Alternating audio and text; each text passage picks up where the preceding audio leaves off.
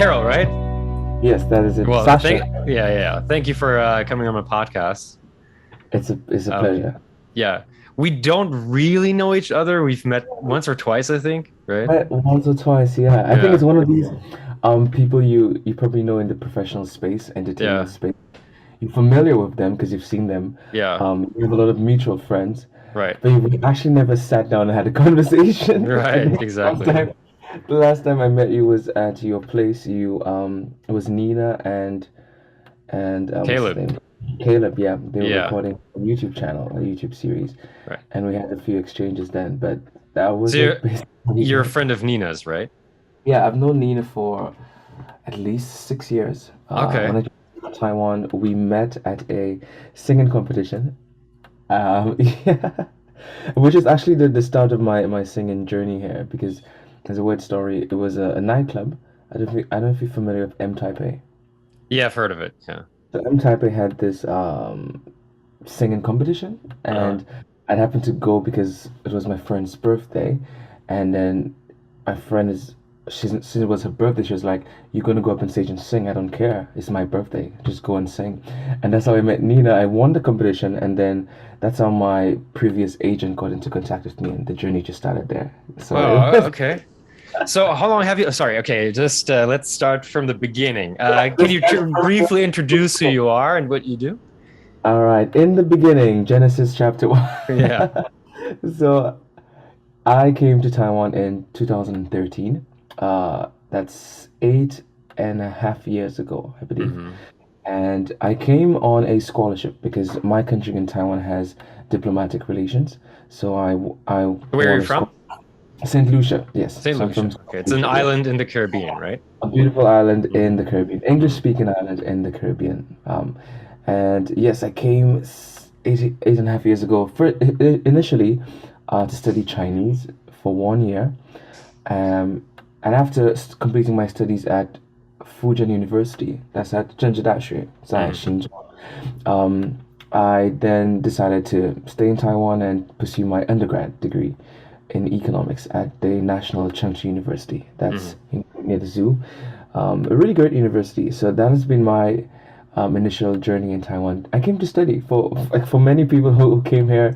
We always I think meet a lot of foreigners who initially just came for a month, they came for a semester, came for a year, and then ended up staying almost a Yeah. decade and plus. So Taiwan has that secret secret appeal for most of us. Uh, did you know about Taiwan before coming here? To be completely honest, I did not. I would have mistaken the name with Thailand, Hmm. and I was still unsure of Taiwan because I was back in Saint Lucia. We have the impression of Chinese and Chinese culture. So when I was told, oh, it's a Chinese speaking island, I was like, oh, so something to do with Chinese culture. Maybe there are people doing, kung fu on the streets or in the park or something. Really There ignorant. are old people. Old people Oh, do they it. are people doing that.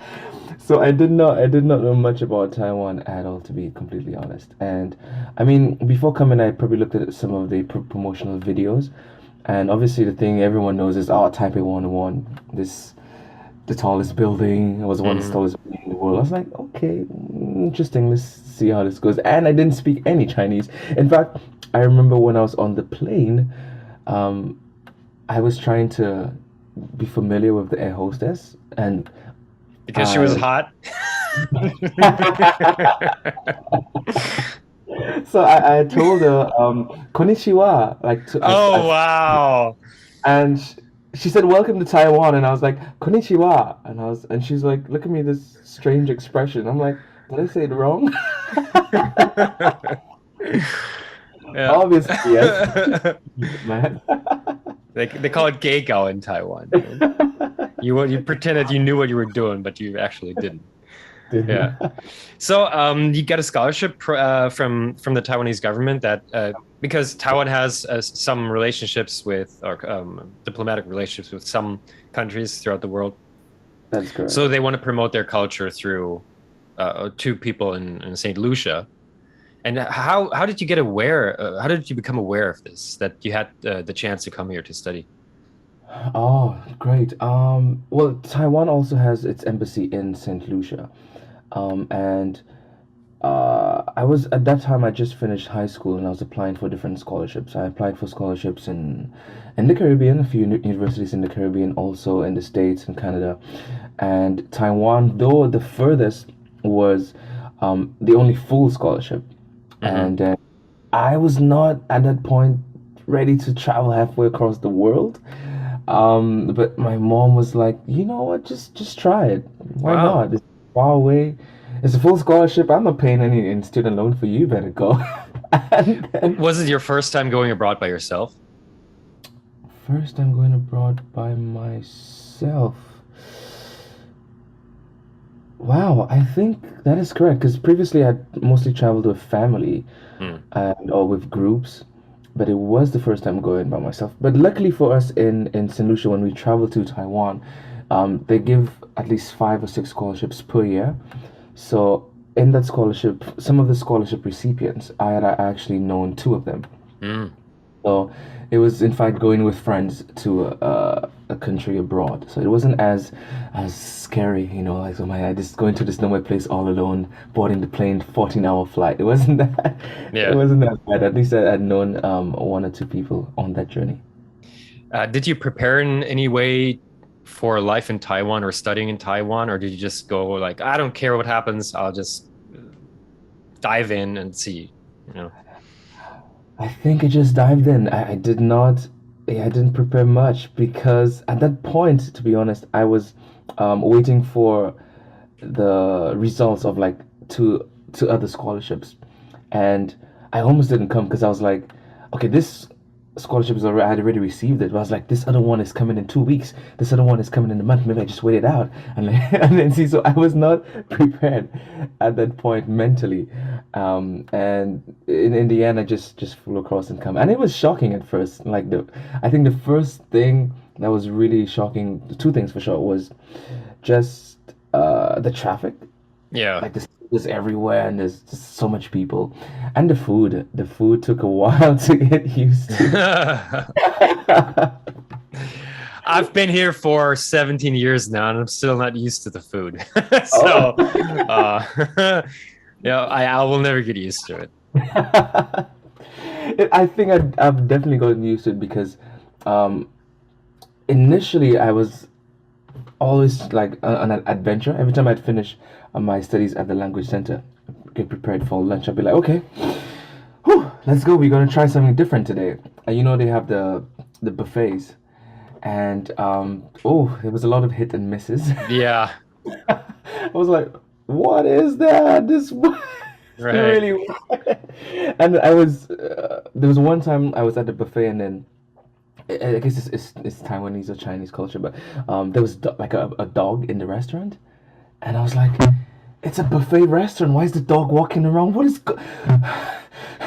it was just Yeah, it the took hygiene standards are a little bit different sometimes. it's different. It's different. So it really took some time getting used to it. And now I know, two reasons why I know for sure I've gotten used to it. The food I eat now, food I like now, like pidan tofu, Hmm. and some of these unusual food, I like it. And when my mom visited 2 years ago, I was introducing her to some of the local food, and she was like, "What? No, what is this?" And I was like, "Hey." 好吃. Hey, this is our food. Hey, don't insult my food. Right, right, right. He became Taiwanized. We came Taiwanese. So, what are some? Can you explain what Saint Lucia is like? What life was there growing up? What your family is like? What some contrasts to Taiwanese culture to everybody who doesn't know Taiwan or doesn't know Saint Lucia? Oh, great. So Saint Lucia, like I said, is an English-speaking island, very small island, Hmm. independent country, What's the and population roughly? Do you know? population Yeah, is 200,000. So it's a small island. 300,000, 200,000, two less hundred than thousand. Wow, yeah, that's tiny. yeah, Wow. that's pretty tiny. Yeah. So when Taiwanese say, "Oh, Taiwan is a small island," I'm like, "Hello, you have been." Yeah. So Taiwan really has small. 23 million. For the people Yes, who don't really know, it's you're much really different. not Yeah. much different, and it's a well, the name Saint Lucia is French because Hmm. my country was colonized by both the French and the English. So a lot of the names of the streets and buildings is French, people's names. There's a lot of French influence, and we also have a second language, which is French Creole. Oh wow. Yeah, so it's almost like Taiwan, you have Taiwanese and Chinese. And growing up, it's a religious society, I think 70% Catholic, and a bit conservative. And growing up, we have a lot of influence like from American culture, so pretty westernized in terms of the music, in terms of the culture, in terms of the food. And it was different in the sense that I think one thing is always amazes me in Taiwan in terms of cultural differences. I think people and personalities is that Taiwanese are just so shy and very just modest and very, kind and sweet.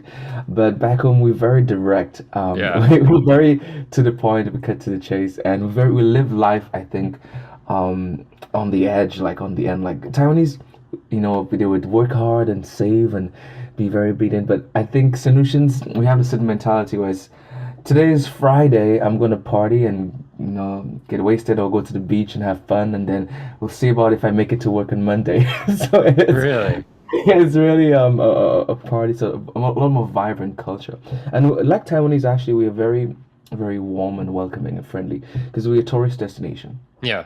We welcome tourists by hundreds of thousands every year from Canada, from the UK, from the US. Beautiful resorts, beautiful hotels.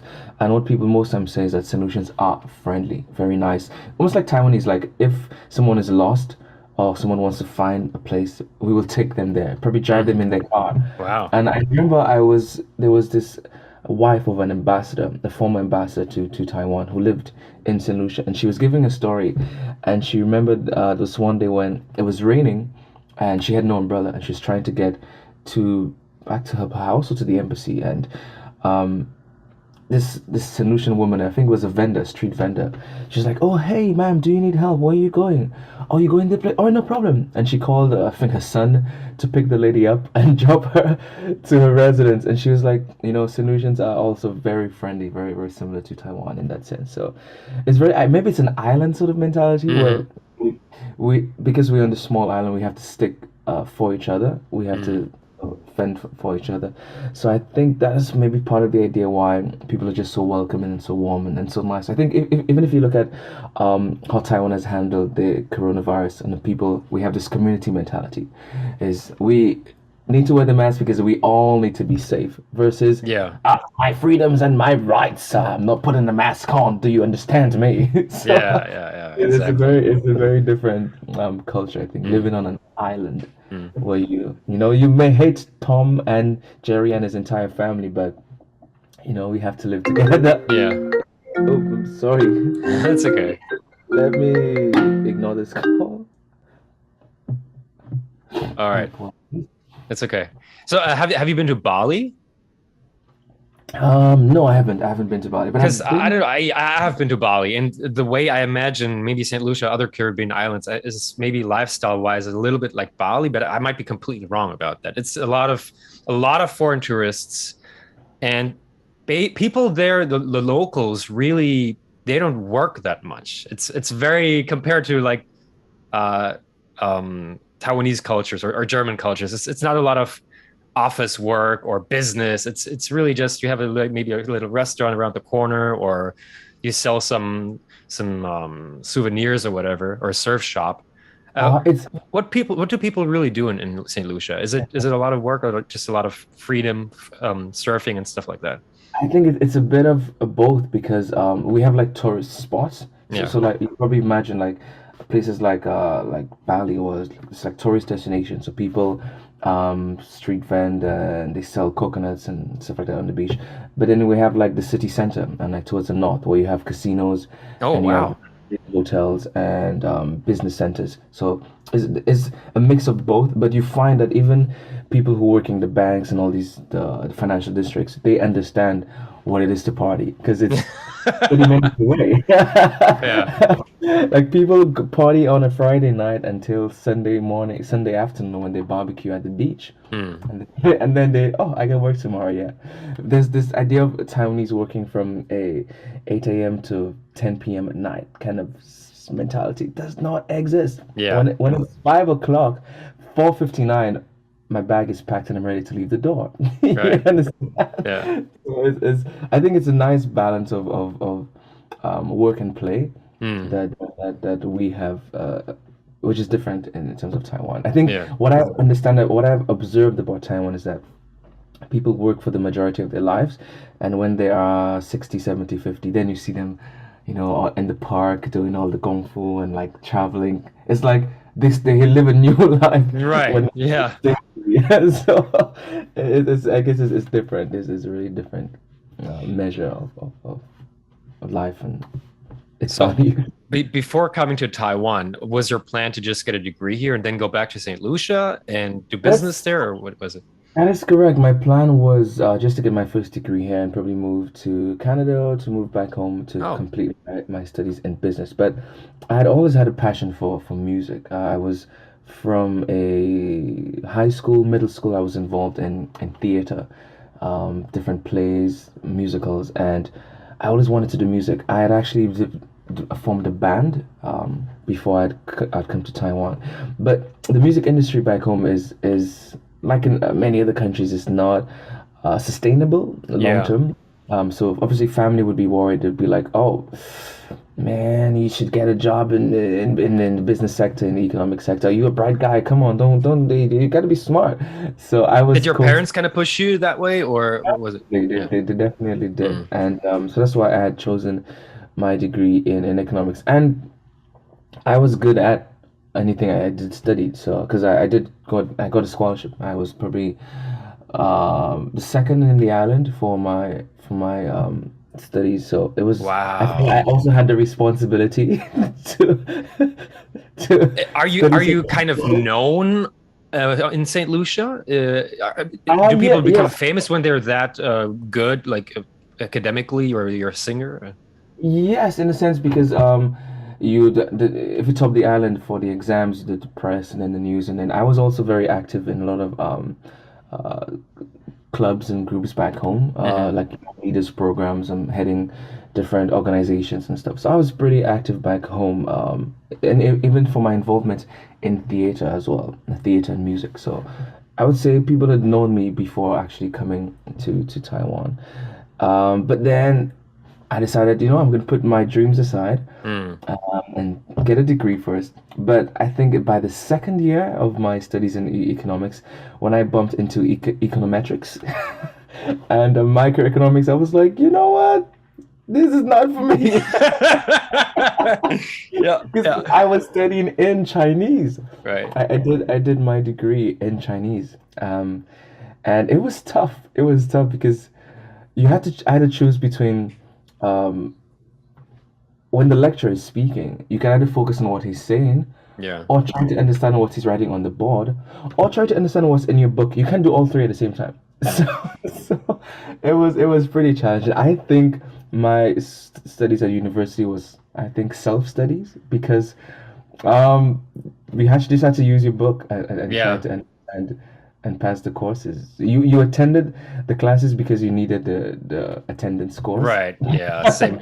So my experience here in university was because I was basically the only foreigner in my whole class. There were actually two foreigners. The other guy was Vietnamese, Okay. but I'm the only white guy or Westerner. So when I didn't appear in class, the professor would always say, "Okay, name roll. Okay, he's not here. Let's see who else is not here today."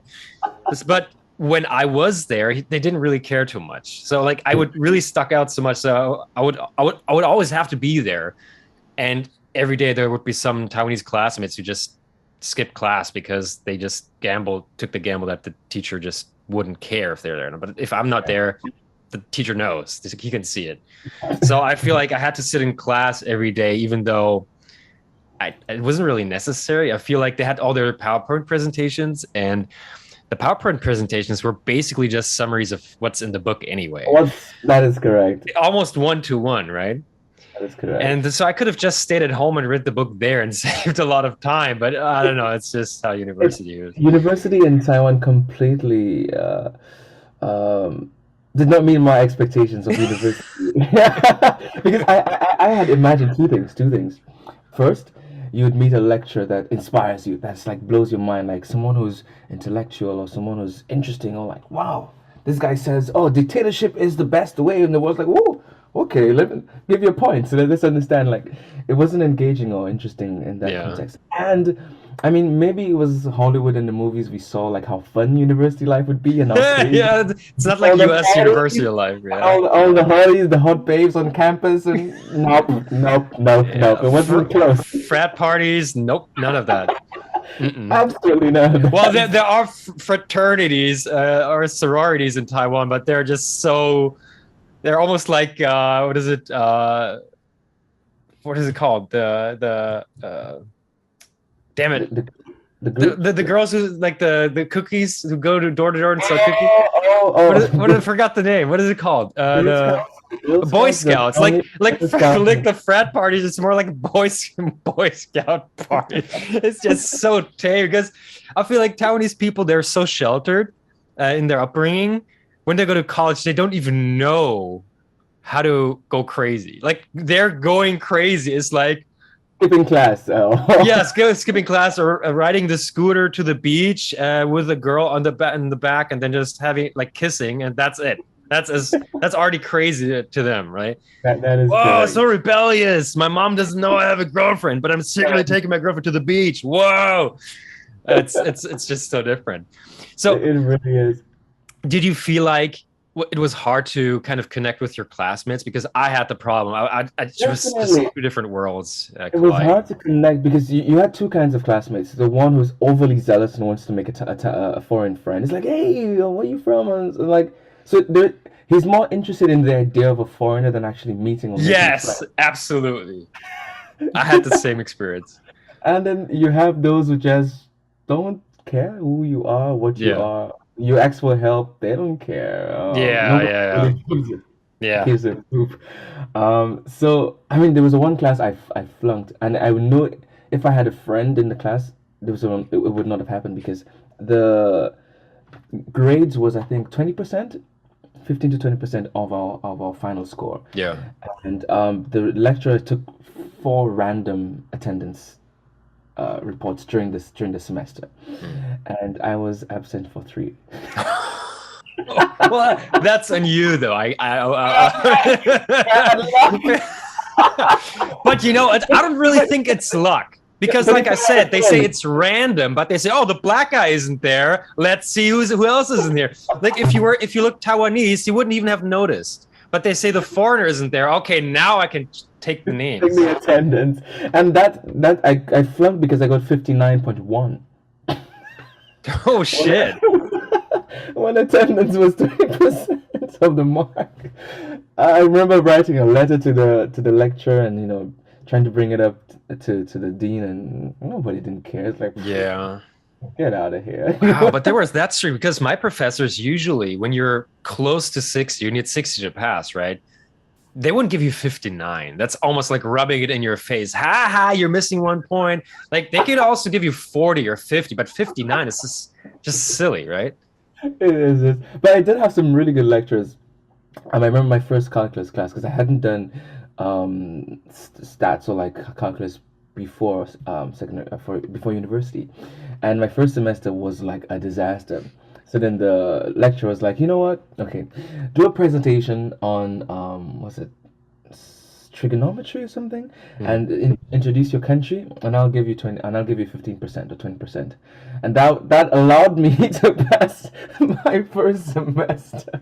So I was pretty lucky, I think. Yeah. But for some of the lecturers who were really kind and really Yeah, helpful. I feel a lot of professors are actually really kind to foreigners. Maybe because some of them have also studied in the US, so they Yeah, know you kind of have to have some leverage, not leverage, some leeway from the professors. Yeah, professors, yeah, okay, you're a foreign student in Taiwan. I know it can be pretty tough. Yeah. definitely.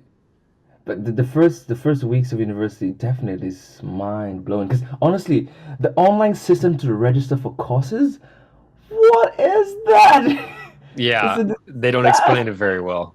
It's an It's absolute very disaster. confusing. Honestly, it's like a maze. I think when you try to integrate into Taiwanese society and you don't know much Chinese, you have to fend for yourself, and you have to find someone who can really help and depend. Like I think for basic living, getting around, Taiwan is pretty. English. There's a lot of English around, so people speak. You could Mm. get by. But if you want to be, I think, a successful member of society or have a great contributions in whatever field you are, or you have to really know and Mm. understand Chinese or have someone who could really help you. Because I mean, many foreigners I've met 10, 15, 20 years, they don't speak any Chinese. Yeah.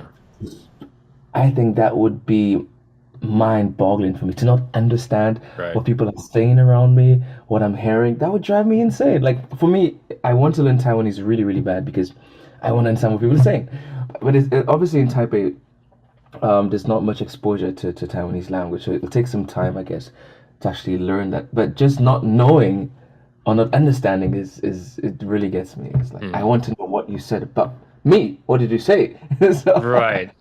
so Yeah, and people yeah. always tell me, "Hey, you should learn Taiwanese. Taiwanese is gonna make your career even better." I'm like, okay, how am I gonna learn it? Can you teach me? They're like, oh, like, no, I don't know how to teach it. They can all speak it, but they have no idea how to teach. Like they think they can teach you 3 words and then you're suddenly able to speak Taiwanese fluently. It doesn't work that way. It's so Doesn't hard. work like that. It doesn't work like that at all. I mean, one way I've started learning bit by bit is because I sing.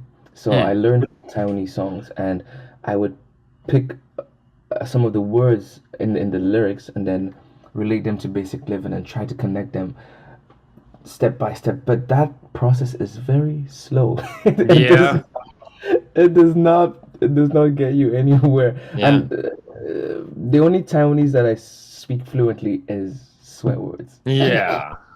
Always, always, because I play basketball. So on the basketball court, I would always hear them curse, and I curse when I play, and play terribly. So those are always the words I picked up just by playing basketball with the other Taiwanese guys. Yeah. But It's, it's, how did you learn Chinese? Because you only went to the language center for 1 year, right? I went there for 2 years. I feel like 1 year was not even close to enough to be able to speak it fluently. You must have that improved a lot later on in college, or maybe even after that, right? definitely, definitely. 1 year is absolutely not enough, especially for university studies. Mm, It's impossible. So at the college we had the option of taking more courses in the language center, but it was just like one class a week, like 3 hours a week, which is yeah. not sufficient enough either. I think learning was really speaking with Taiwanese friends and dating or like having close friends. It really helped for you to be able to express and understand. And maybe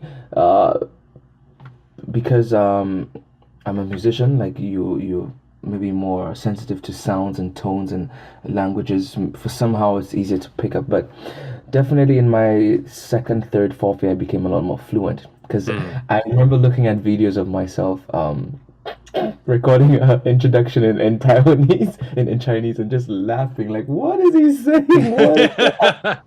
Or like people I'd met like in my first year of college, and then maybe a few years later I meet them, and they're like, "What? 我的天啊，中文 Yeah. 进步很多 and I was like, Yeah. was it that bad? My God. Yeah. I think I used to sound like a robot, and I think I'm pretty sure I did because whenever I hear Germans who've been in Taiwan for only a couple months speak Chinese, it's so robotic because we try to get all the sounds right, all the The tones. So tone. we're like, Mhm. 我不喜欢吃臭豆腐. It's just so it's like so stupid. I Yeah, think I used to go like I used to visualize all the tones of every character in my head when I that is worked. amazing. Yeah, but I gave because up. I really wanted to get everything right. I gave up on the tones like a long time ago. But you sound good. Like, what was your method? How did you get it right? I don't know. Like I honestly, so because there was a point in time it was defeating. I was like, I can't get these tones right. Every time I would say a new word to a friend, like I would look at the character, I could recognize it. I say the word to someone. I have the phone in my hand, and they're like, "Huh? 你说什么? What did you just say?" I'm like, maybe if I'm saying 公园, Mm, 公园, like the wrong tones, right? And mm. be like 公园是什么? 公园是 I'd be like, oh, this character. Oh, 公园. I'm like, oh my god, it's the same thing. Like it's Yeah, yeah, exactly. Why is it so hard to understand? It's almost the same. I Right. was but it's just that was the part of the challenge. And Yeah. I think learning songs was a method of improving and learning better Chinese. Mm. And then I realized too, because I listened to other singers and other foreigners who sing Chinese songs, there's a difference when you understand the lyrics and sing and deliver than when you just repeat the Yeah, pinyin. absolutely. I feel it's the same with acting. When I actually understand what I'm saying, I can act much better than if I just have to if I just memorize the line and spit it out with no emotion or feeling, understanding. Yeah. Yeah, that is definitely true. That is true. So, but when you were a college student, you already kind of were trying to get into the entertainment industry. Or how did that happen? Because you came here basically giving up on your or putting aside your dream of becoming a singer. Then how did you transition from just being a college student to being a singer in Taiwan? Wait a second. So, go back to the story in the beginning. So when I was when I met the mutual friend that we have, Nina. Mm. It was just random. We went to this nightclub and there was a singing competition. I went up on stage, I sang, and the owner happened to know an agent in Taiwan, and they had contacted me a few times. Now, initially, when they contacted me, I was like, "Who the hell is that? This is weird. Like, stop calling my number." I actually gave them my friend's number because I mean, I came to study and some random stranger is telling you, "Oh, come and sing or come and work with this company." You're like, my visa says work student. I cannot work. What are you saying? Don't get me in trouble." And I think for a few months, I ignored. I didn't give into their request, and eventually I did. And then in my second year, I was able to do the student work visa, where you could work for I think a few hours a week, Yeah. and I started performing, learning songs. I started performing at weddings, performing at events, and it was just an amazing feeling to be back on stage, which is something I'd always wanted to do. And so basically, my life was work during the week, and then on the weekend, I get to perform somewhere or like sing a Taiwanese song or meet some people, and it was like slowly building something. Eventually, when I did graduate in 2018, I at that point initially I was like 2018 leave Taiwan, bam, let's get out of here. And but because I started performing and singing and making these connections, and I had my previous company, I decided to stay and decided to perform and sing. Initially it was tough because still when you work at an agency and you perform gigs or part-time, it's not enough initially to sustain It's a side your gig. Yeah. as a side gig. So I had to still had to teach English Yeah. part time, and that at time became very taxing because it was teaching English during the week and then performing, or I had to always have to change out, like leave because I had to perform. And Mm. initially, my first boss was like, "Make up your mind, are you a singer or a teacher?" Yeah, same. I have the same problem. Yeah, because Because I started working for a Taiwanese company and I was getting invitations for TV shows and I asked him, "Can I go there?" It's like the hourly pay is way higher than sitting in the office for an hour. I don't even have to leave all day. Let me leave for like the afternoon, and then he's like, "No, no, no, you have to make a decision." I'm like, "Ah, this is yeah, I know it's hard. It's very it's hard." hard. It's really hard. Luckily, I had a boss who was very. My second school I taught at was very understanding. I just had to find a sub. I had to find a good sub, and I was able to leave. But the students would get curious, like, "Teacher Victor, where are you going?" Or eventually, when I did take part in the Jungle Voice, Sun it was like a career changing moment. Um, things got much different. I was after that, I was almost able to quit teaching completely, but then Corona happened. Yeah. Oh, yeah. Ruined Corona everybody's plans. so it was really funny. I just left my previous job. I was like, "Whoa, I'm famous now. Bye bye." And Oh my God. Pride comes before the fall. I started working gigs, good income, and then bam, the virus hits. No gigs, no performances, nothing. And I'd be like, "Oh, I need to So find can this I come job." back? I regret what I said last week. I'm not famous. I'm sorry. So it was pretty difficult in the beginning because Did you go I back mean to teaching or what did you do? I went back teaching part time. I Yeah. did like online teaching because I had to pay the rent. Yeah. I had to pay for food, and it was it was funny because like at that point the show was extremely popular. Mm. Like I would leave my house, I'd be at the 7-Eleven, I'd be at the breakfast place, I'd be at the gym, like everywhere. It's like, waiter, waiter, I love your voice, I love your voice, I love your voice. Like, I'm like, man, this is happening. What? This is crazy. This is my dream. Like, wow, I want this. And then it was coronavirus. So Right. it was hard to, because at that point, when someone from a singing competition is like a platform, a stepping stone to bigger things. So you should Yeah. at least release your album and move on to bigger things or have more performances and so forth. But because of the virus, a lot of companies, my company, the budget was just obliterated, Mm. and we couldn't do much. So it was almost like being stagnant for at least a Yeah. More year than and a that. half. Yeah, and that brought some, I think, some clarity and some reflection, and I think Some finding your humility. community, finding your purpose, and you know what? Okay, if I want this, it's gonna take some more hard work, and Right. we have to put in the work and Yeah. push through this nightmare of of this coronavirus. Yeah, when something comes so easy and so fast, it can also go really fast, and it's really hard. I feel like in Taiwan, it's very easy to become famous, but it's really hard to sustain it for a long time That because is correct. the industry is not super big. And I also feel like Taiwan doesn't really have a big appreciation for talent. It's always like how they can package somebody. There are a Yeah. lot of really, really good singers who are not, nobody knows, and some more famous people who are not good singers who just Yep. fit a certain image that they can promote. And I guess it's the same in the US, but I guess in the US you have the audience is just so big So that you big. can, if you are really talented, you can always make enough money in the United States. You don't have to be famous, but you will always find a job. But in Taiwan, you can be an amazing singer, and there's just not enough gigs to go around. Yeah, So that so how did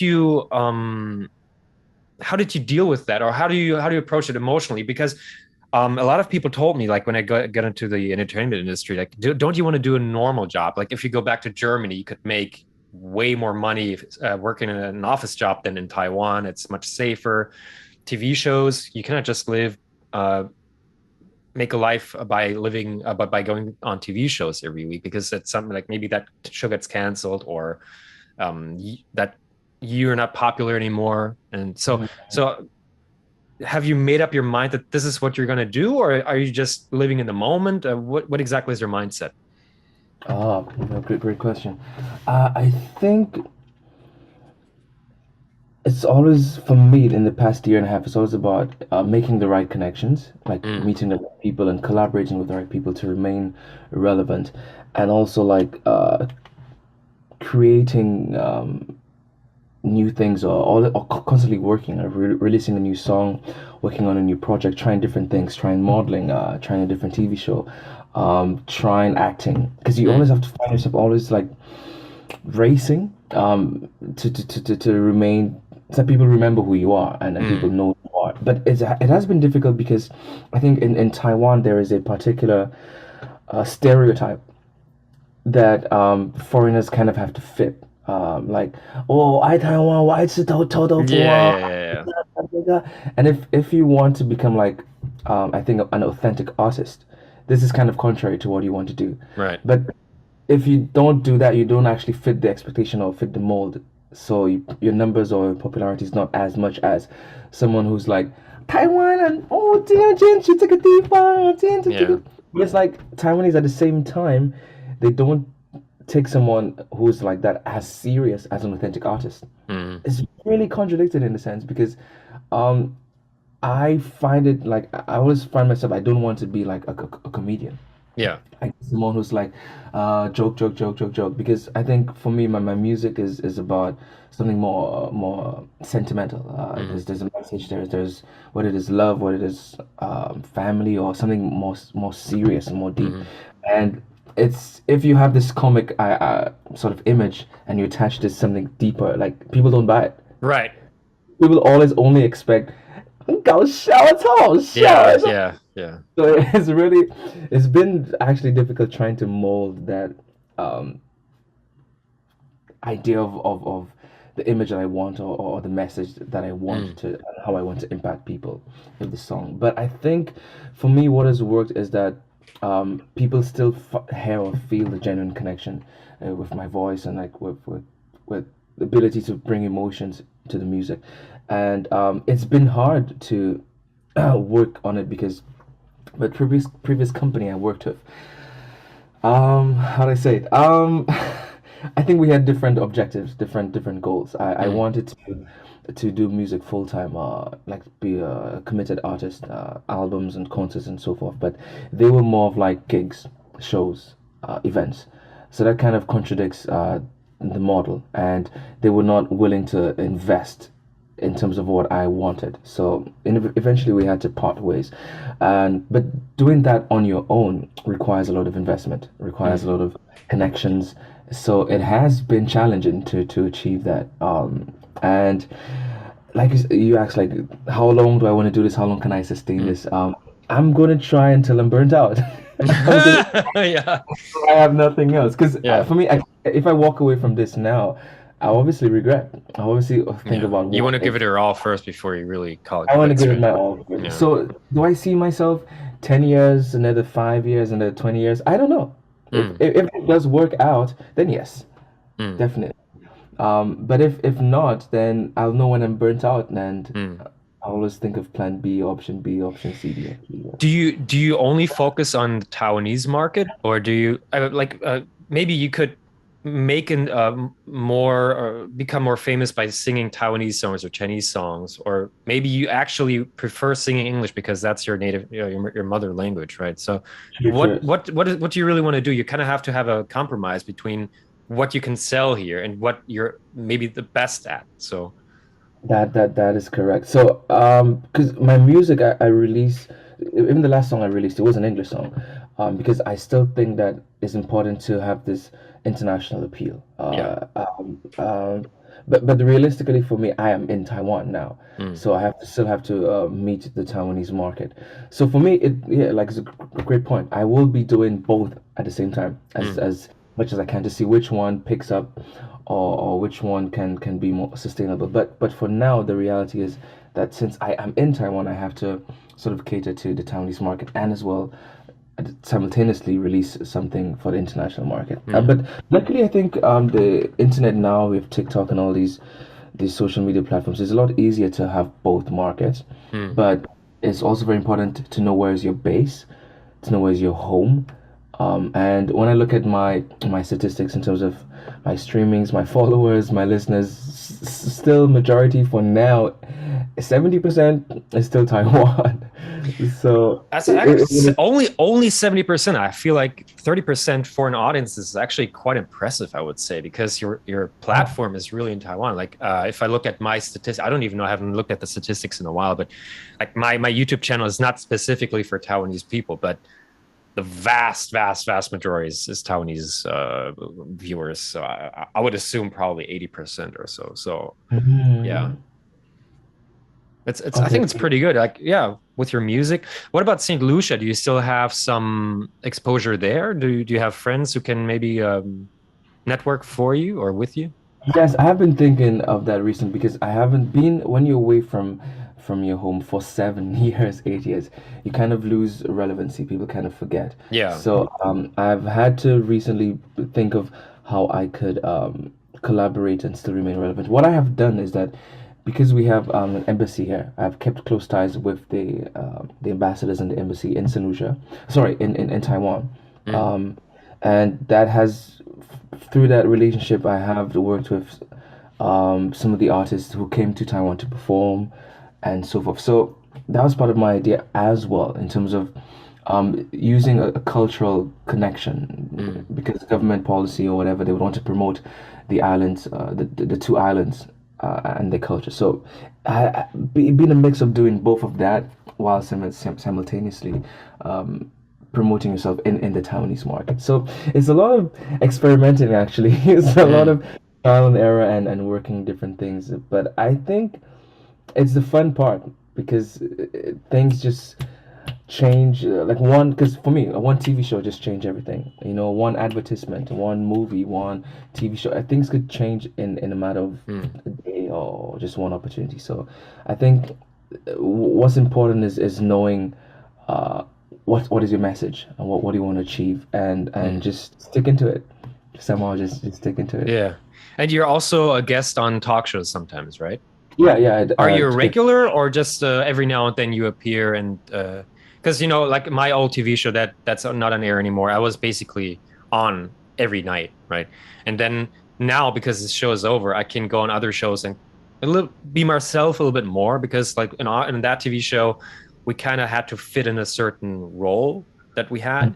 But now when I go on other shows, I can be a little bit more myself, which I enjoy. Like when you go on TV shows, do you go as yourself or are you the black guy or what exactly do you do when you go on there? Nice. I do go as myself. I do go as a waiter, and I always try to introduce let the audience know a little bit more of me and my country because people Taiwanese is still very well, I use ignorant loosely, not as an insultive term, but Yeah, they they don't know. just don't know enough about, especially I don't even know anything about Saint Lucia. I'm Right. sorry, but yeah, it's just Yeah. So for most times it's like they don't know. So I bet if I were to say I was from the US, I'd have a lot more bookings yeah, on probably yeah. Oh yeah, we want to hear the American opinion, right. right? So for me it's just slowly, you know, kicking the ball the can down the hill to Mm. get more exposure, get people to know more. But for me, I've never felt that I had to be something that I wasn't or had to Mhm. exaggerate too much because for the TV shows are all about 效果. Yeah. So for me, if I go on this TV show and there's maybe the 制作人 oh 效果还好, that's fine because at that point I was myself. Yeah. So No. it's just for anybody who doesn't speak Chinese, xiaogo is like a certain comedic effect or like an entertainment effect that people have in a show. There's a lot of stuff that they would say that's not actually their opinion or that's just set up just to give the audience like a laugh or something. So we have to basically cater to that a lot. Yeah. Yeah, and some of this, I mean, I know a few of the persons who go on the TV shows, and some of the stories I know for sure are exaggerated or made up. Yeah, absolutely. Yeah. I mean, like reality TV, like keeping up with the Kardashians or whatever. I mean, half of their stuff is probably scripted, right? Probably more than half. And you just exaggerate. Yeah. I mean, that's how it is. Definitely, definitely. So, I mean, I have had to probably change the in the story I would have described or said change the what was the word I'm looking for? The name or change like because you don't want people to recognize you're speaking about that ex of yours. Yeah, yeah, Oh, you have to kind of yeah. change a few details here and there. You say I had a friend, actually was a girlfriend, or I went to this place, but actually you went to different. Like, yeah, you want to, yeah, kind of blur the details a little bit. Know Yeah, the I've details, done that yeah, a lot. Yeah, yeah. I don't know because sometimes you say a friend of mine and then his girlfriend blah blah blah it's actually your ex but yeah, right, right, right. you don't want to be too personal or you don't Yeah, want yeah, hit mail or someone. yeah, absolutely. Yeah. I've gotten in trouble because of that. Oh really? Yeah, so because I never named any names at all because I respect people's privacy and I don't want my shit out there. Although people have talked shit about me in public, but so an ex girlfriend's family of mine spread rumors, like made up rumors about me in the news because I was telling stories about what happened between me and my girlfriend, my then girlfriend. So they almost ruined my career making stuff up. And I was thinking about suing, but everybody told me, nah, you can't. It's not going to work. You're a public person. You're not never going to win. It's just going to cost more. It's going to draw more attention to this. So I just let it go. But to this day, people could Google and look up those stories and say, yeah, okay, Zasha's a piece of shit. He did this and this and this, and I Oh can't do my anything about god. it.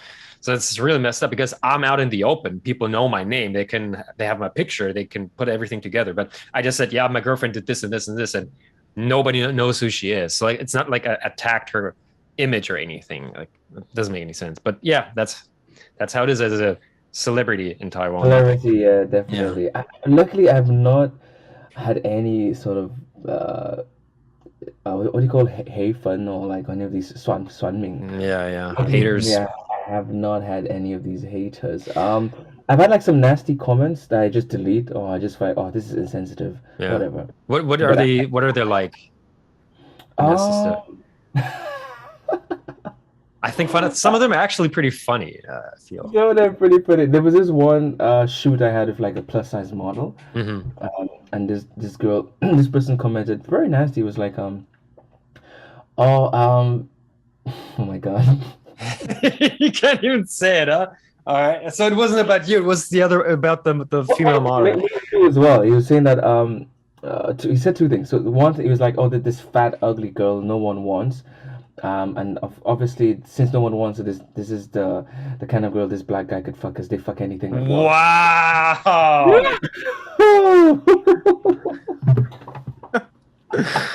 Wow. Yeah. I was like, "Who hurt you, bro?" Yeah, exactly. Who hurt you? I have these, I have a few. I don't think I have that many haters, at least not a lot of haters that comment on my stuff, but I get these very loyal haters that appear like every time and just say the same stuff over and over. Oh my god. It's just that, yeah, I have a nickname. I think it's actually very funny. I think it's very creative. So the nickname is 约炮侠. You know what 约炮 is, right? And because my name is Shao Xia, and Xia is like a superhero. It's like super, like, so it's like 约炮. He's like it's like fuck body man, or like one night stand man or something. I would make a brand of condoms with that name. Yeah, but I like, this is actually a really funny name.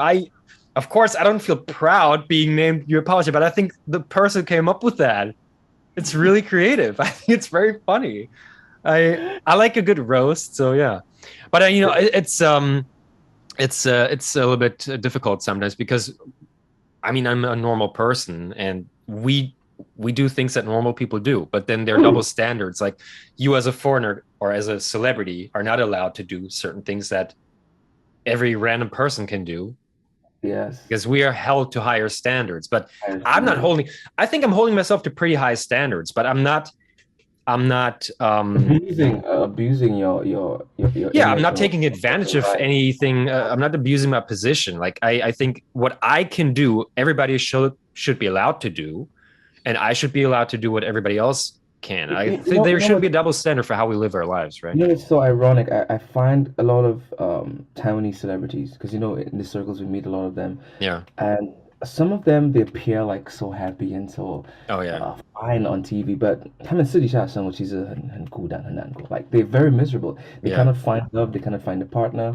They feel very restricted by the Taiwanese standards because if I date this person and then I go out and meet someone and I sleep with them, then I'll be like a 渣男 or like I'll be like Yeah. a slut. I'll be like, and I'm like, but these are superficial standards. This is not Yeah. real Yeah. standards. You should everyone. This is human nature. We go out and Right. meet someone who's great. We have a drink, and then what happens that night is between us, we two Yeah. consenting adults. But not even just about having a one night stand or something, just having a relationship. I mean, what's really strange in Asian, I mean, I don't know about all, like, but Taiwan, China, Korea, Japan, especially female artists, they cannot even have a relationship. They have like their agencies state under contract. You have And to stay yeah, single officially, and I'm like, who would want to sign up for that? You're basically a slave to this agency because you have to do exactly. I have an acquaintance. I'm not going to name names. I want to protect her, but um, there she told me about her contract. It's crazy. She has almost no rights. She cannot have a boyfriend. She cannot have a part-time job. She gets a tiny portion of the profit she makes. So basically, like in the US, maybe an agency will get 10%, 20% or so. In Taiwan, there are agents who get like 70, 80% of what you make. yep. And then if you don't have a part-time job, you cannot, how are you gonna pay for your apartment, for food? She's not allowed to have a boyfriend. She's not allowed to have a part-time job. All the money she makes goes to the agency. She basically I mean, she's poorer than a person who works for a 7-Eleven, and she's a celebrity. How Wow. the hell is this legal in Taiwan? This is not okay. And then people think just because you're on TV, you have this glamorous, luxurious life. It's crazy. No, like agencies here have way too much power, Way too much and power. there's too many double standards of how people live there. I feel like in the US, if you're a musician, the more chicks you bang, the better. The more scandals you have, the more famous you get. But in Taiwan, you do one thing, career over forever. Ever forever. It's done. It's so It's bad. So done. the very famous people here, like they cannot even socialize anymore because everybody's Out, just out to get them. It's crazy. out to get them with knives and So snipers. so if It's you bad. really ever became like an A-list celebrity, what are you are you able to deal with that? Do you even would you, That is something I have struggled, I think, for the past 2 years. Because I think for me, I'm a person like if I when I want something, I'll get it. mm, I'll do it. But I think for a long time, like there's a part of me struggling to to deal or compromise that part of me, that freedom and expression, like all that comes with the fame. Do you want to give away all of that? Would it be worth it? Because I think a part of me would resist and fight, and probably it'll end up tragically. Because if I have a scandal, I'll get ahead of it, and I'll be on the news every day for the next 2 weeks, be like in your face. But this doesn't work here, right? People tell you, right. no, no, no, no, no, no. Shh. Yeah. Yeah. Like for me, it's like, really? That's how it's gonna work? Like recently, should I mention this? Anyway, let's say there was this rapper who had a video leaked or released recently, and then he was like, oh, he lost. I think he lost endorsements. He had to be quiet. He had to be Mm. whatever. People were talking about it. If I was a rapper and I had one video leaked, I would release another one. Yeah. In the And I US, that works, especially as a rapper. You have to be the bad guy. People love that shit. and I'm like, I don't understand. This doesn't make any sense. Like, Yeah. Yeah. It's so very strange.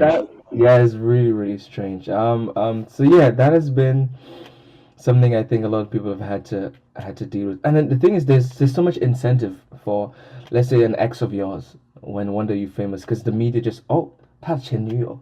Yeah. What does it have to do with the music now or your life Right. or your Exactly. Yeah. past? It's so irrelevant. Mm. You know, like this big scandal recently, the Hong guy. You know what I'm talking about, right? Oh, okay, okay, I see. Yeah, Yeah, I yeah, see. Yeah, yeah, yeah, yeah. yeah, yeah. Dude, I mean, actually, I would love. He would never agree to this. I would love to have him on my podcast. I don't think he would ever say, "Who the fuck are you? You're what is you're 炮侠？我才不想上你的podcast 神经病." But I would love to have a conversation with them in detail because I mean there are always two sides to a story, and people make a lot of mistakes. I have made many mistakes in my life. I've pissed off a lot of people, but I'm not an evil person. I mean, you kind of it's always good to have a conversation about where did he come from? What is this mindset? I think it was a lost opportunity to change a lot in the media if he had the conviction to Yeah. do so, and that way, in the sense that if he had the humility to do so, Mm, or if he did have the conviction to just be badass, like it was mm. two options, but he chose the one where all Taiwanese choose to just run away and hide. Yeah. Because I think if Taiwan was a society where it rewards, I think, penance and forgiveness and grace, he could have gone that road. He could have opened a church today. Yeah. Yeah. Yeah. He could have written a book about how to change your life from being a Mm, player. mm. Whatever it is, people do that all the time in the US and Yeah. other countries. Or he could have just been like, you know what? I'm a rapper now. I'm a badass. I don't care. And people would have liked that. But Yeah. that's just Mm, how the culture is here in mm. Taiwan. It's So you say your music is inspired by love and family and having more serious stuff, not just like comedy. Like some of this on TV shows are more about comedy, but you're more about the artistic side. Where does your inspiration come from? Do you take it from things that actually happen to you, things you see in the world? What exactly do you Mm, write your songs about? my songs come from my past experiences. Two things: either stories of friends that's really touching, or my own personal experiences, And because I've had songs where I had a friend who was going through a bad depression, Mm. and I didn't have the words to like comfort her or to say, and then I was able to put it into a song, Hmm. and to bring that comfort to her, and a lot of people could actually relate to the spiraling feeling of just the darkness and how depression gets you, and other songs about love, heartbreak, about falling in love, a family as well. So I think that's what the music really comes from, just being able to connect, and also just having some of these sessions. Like I have like music sessions with friends, and we just sit in the room and just play, and just come up with something original, come up with Yeah. something new. So it's always like in the inspiration and in the moment. I know some artists, they make music for the time. They'll be like, oh, what's popping now? Yeah. Let's make a song about this. Oh, what's popping now? Let's make a song about this. It's that is just kind of inauthentic to me. I Hmm. really can't do that.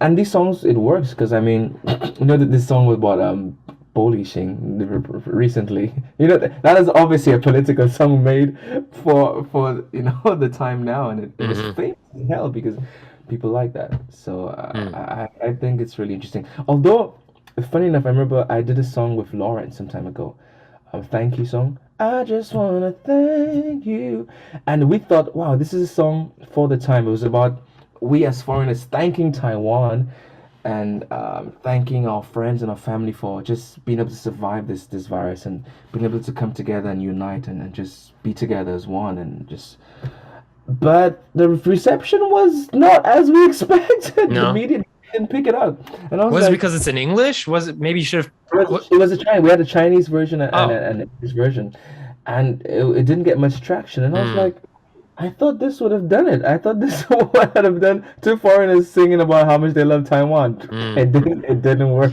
Yeah, I guess you just have So to, yeah, do your thing and not even worry too much about how people are going to receive it, right? that is correct. Yeah. So yep, and that's what I realized. I was like, you know what? I'm not doing that again. Just you write music as you feel it, Right. as it's authentic, and Yeah. that way people can relate to it. Mm. But how is the acting scene in Taiwan here? How's Wow, how's the acting scene? Well, there's TV acting and there's movie acting, which are two completely different things. It's oh okay. usually the interesting thing in Taiwan, TV actors don't make movies, and movie actors are not on TV. It's very Oh, separate, and especially because most of TV acting is 八点档, right? There are some 偶像剧, like the soap opera, and you have more like episodic like TV series. But 八点档 is really like soap opera style, and that's the audience for that is just different too. It's the true. older generations who watch TV every night, and I think younger Right. generations probably maybe they watch it with their parents or grandparents, but they don't watch it on their own. True, So true. the younger generation would probably be more like 偶像剧. It's like idol dramas, I whatever. don't that is correct. But yeah, so I have only been on the soap operas and idol dramas so far. I have never been in a movie theater movie. Because so far I've been a TV person, right? Oh, And if okay. you're a TV person, it's really hard to get into movies, and especially because in Taiwan, almost everything is written by Taiwanese people, right? And then Taiwanese writers, you write what they know. Everybody writes what they know, what they can write about. And because I guess most Taiwanese writers don't have a lot of foreign friends, they don't know any foreign stories, and they have no reason to write about this. And maybe they write about what's actually possible to even execute to film. That's good. And if they know there are not many foreigners who can act in Taiwan, let's not write in foreign characters that make it more Oh, complicated to film, right? So I have had a few roles. I've been one of the lead actors in a drama for Tsuji, but um, I mean that was a great experience, but it's not something that I can do every year. Like you have to get lucky.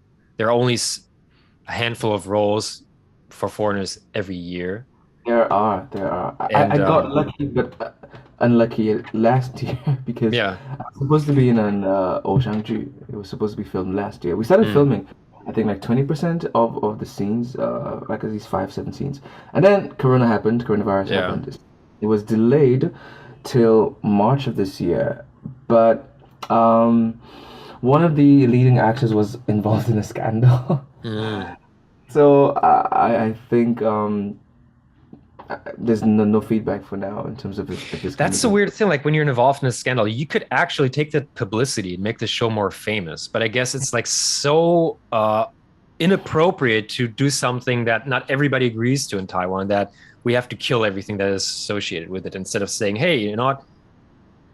This bad guy is in our show, and don't you want to, like, it's weird. It's just different. In the US they would just spin it in a way to make, unless of course you broke the law, like if you raped somebody, or if you Yeah, killed somebody, yeah, then of course we're not promoting it. But just because we don't agree with your personal choice how you live your life, we're going to kill the project. That is really extreme, right? yeah, and then it's funny because I think with the contract laws in Taiwan, you cannot, if you were to fire someone for an unrelated incident, they could counter sue you. Right. So a lot of companies just choose to drop the entire script, the entire play Yeah. eventually, the Right, entire right. movie eventually, which is Yeah. so unfortunate. Mm. Uh, yeah. So I don't know. I was really looking forward to that this year. Yeah. It would have been my first big acting stint. You think But it's still on? Are they still going to do it? I'm not sure. The last I heard from them, they said wait for us at the end of March to see what's gonna happen. Hmm. But we'll see. It was interesting. It was fun experience filming the few scenes that Was it we your did. first time acting for TV? Yes, Because I you've say it done was. stage plays, right? I've done stage plays, I've done advertisements, but nothing. I think acting, TV acting is different. Yeah. Mm. Yeah, definitely different. I've never done stage acting. I would be extremely scared to do it. I have stage fright. Really? Oh yeah, yeah, yeah. It was very hard for me to overcome my insecurities being on TV in the beginning. I remember my first audition for a TV commercial. I couldn't even do a self intro because I was so shy and so camera shy. And now I can do it, but it took a lot of like working on my mental makeup insecurities. Mm. Like I think I'm a pretty good psychologist because I worked on myself so much. Because so when I see Wow. somebody else go through stuff, I can see a lot of the things that people have in common. I'm like, hey, I've been in your shoes. I know how this feels, and people don't believe me because a lot of people say, yeah, you seem so confident, you even cocky or whatever. But no, it took a long time to get to where I am, and Okay. people who Okay. don't know me as a 20-year-old or something, they don't really know the transition that I've made. And so It is a difficult transition. I think for me, even, um, and just like I think self, what is it? Self confidence, self worth, self value, and not being self conscious, not being feeling that you are actually good enough. Because a lot of times, our idea or image of ourselves and what people see is completely different. So yeah, people will see this confident, sexy, handsome guy, but you see all the flaws. You see right. all the insecurities. You see, oh, I've gained like 2 pounds. Oh, my, there's freckles on my face. Oh, Mm, I don't feel confident. This clothes doesn't look good on me. Oh, my pose looks so weird today. This is your mental makeup while right. someone Yeah. sees whatever you put on at the end of the day. And then it's always sometimes interesting, like maybe you do you not as prepared for a photo shoot, and then the result of your shoot actually gives you the confidence to continue moving on because you're like, Yeah. whoa, this looks good. Yeah. What the hell? That's me. Oh Yeah. my God. Oh, well, okay. So it's a lot of mental work, I Yeah. think. And I think the thing is also we are used to seeing especially from Western like photo shoots or movies, and things are so highly processed. You don't really see the people who they actually look like, or everything is edited and photoshopped, and our movies are color graded and there's lighting and everything. It's just so highly polished that you cannot compare what you do in your free time to a $1 million project, $1 billion project. So yeah, so when I did those when I did auditions or stuff, I because I always had these ideals of what these famous actors do, and then I would compare myself to that, and I'm like, that's not realistic. And then if you see an audition tape of famous actors when before they were famous, I'm like, oh, I think I could have done that. because the way they look in the audition, I mean, even if they're really good, it's great, but it does not look like it does in the final product, right? Mm. So yeah, it's really just going for it and not Yeah. um because I was kind of a perfectionist. I had OCD as a kid. Yeah, I know the feeling. I still Yeah. struggle So with it. And I was like, okay, I just forget about trying to look super handsome, forget about trying to be cool, just be authentic. authentic, So because like even I now when I act, I just feel like I just want to feel right, like, and I don't really worry too much about what I look like. And then when I act, and then I feel I did something really well, or I when I feel like I did something terribly, and then I'll ask the director, hey, can I look at the replay? And then I can look if it um if it looks close to what I felt like I did, then I feel good. Okay, I felt good. Do this again. Like keep doing this. I feel like it looks completely different. Sometimes I feel like, oh, I did something really well, but then I look at the replay and I'm like, wow, what the fuck was I thinking? It looks completely, it looks awful, like overacting or whatever. I'm like, okay, reassess. Why did it what end are, up looking like that? You know? two questions. What are the standards for overacting in Taiwan? Because I Well, again, so is it Badiendang, right? Is it soap opera? Is it idol drama? Is it a movie? It really depends on what you're filming. what you So that filming? Oh my yeah, God. unfortunately, TV standards for overacting in Taiwan, it's very wooden, right? It's I feel like the problem, okay, so stage acting is completely different than TV acting because on stage people sit like 10, 20, 30 meters away and you have to project everything out to the audience. But Audience. when the camera's in your face, you cannot do and this kind of stuff, right? You have to be subtle. But I feel like the subtlety is kind of lost in Taiwan. And the problem is also something that a director told me, because they have to fill like an hour of airtime, but the writing, the actual action, things happening could be done in 20 minutes. So they have to fill a lot of time by just gestures. And he finishes a line and he waits. And then it's like dramatic looks, and it's just a lot of fat that has to be cut off the script or the editing, Uh, but they can't do it because they have to fill the time. So it's unfortunate, which is why I would really like to go. Like I would like to produce stuff for Netflix or movies where you can really do what you want. You don't have to fill an hour. If a Netflix show is this episode is just 30 minutes instead of 40 or 35, it's okay. You can do it. But yeah, so Taiwan is still a little bit unstable in terms of Netflix. I think they're trying to do more now. Um, okay. I'll see. I'm writing stuff that I hope I can pitch to Netflix, and we'll see if that's possible Amazing. or not. But Great. That's I great. approach it from a foreign kind of perspective. I write English mostly, Oh, so nice. Got it. yeah, we'll see how that goes. But But for me, I found as a person of color in Taiwan, what is this in TV spaces or cameras, like the lighting, the makeup, it's never right. yeah, So it's always been a challenge for me, like because the lighting is might be suitable for a white person or an Asian, but mm, it's too dark, or if it's too bright, or the makeup is it's always been a challenge yeah, getting yeah, yeah, that perfection that you want to look. Because sometimes I see there's this one there's this one time in the competition. I'm gonna send you the video. yeah. The final of the singing competition.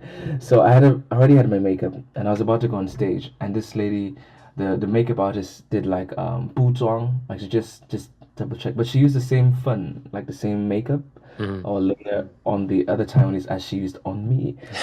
When I got on stage, I was gray, gray and white. I couldn't look at the video. I was so mad when I saw the video. Like the comments Yeah. were hilarious. It's like 为什么我着得罪那个化妆师? I was like, it was so funny. For like, did I offend the makeup artist? It was. Do you ever tell them, hey, can you redo the makeup? Is that are you? Sometimes I just do it on my own. I've had to Yeah. learn to do my own Wow. makeup. Yeah. I bought all my makeup stuff. I Yeah. had to do it on my own because I'm like, you ain't touching me. Get off my face. Yeah. Yeah.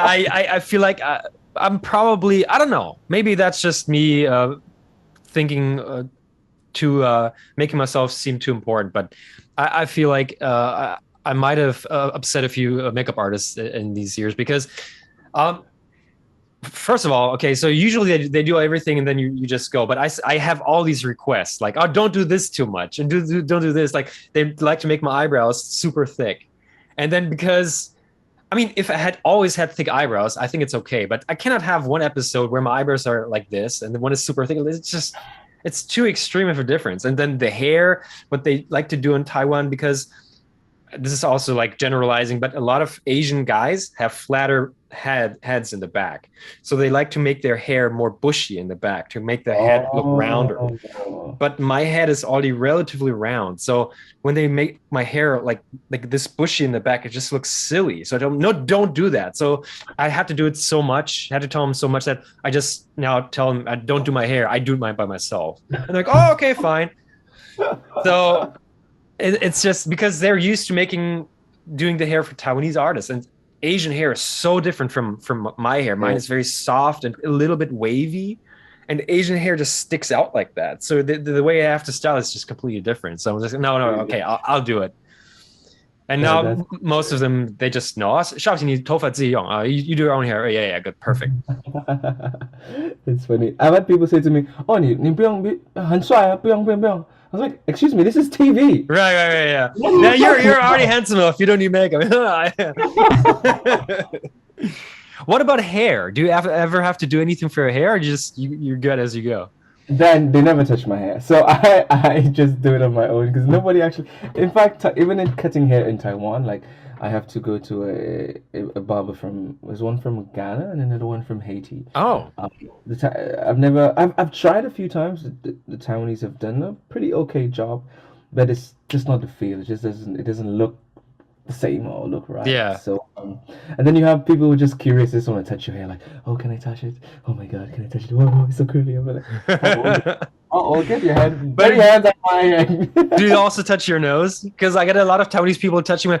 Just a gender. Is it real? I'm like, no. I had a surgery. I had a plastic surgery in my nose. Really? No. Of course, I'm kidding. I'm like, oh, it's so hard. Yeah, I know. There's a bone in here. It's hard. Oh Do they do that? On my nose, no. It's just the hair most Just the hair. It's the hair most time. It's pretty funny, right? I get compliments on my eyelashes, Mm.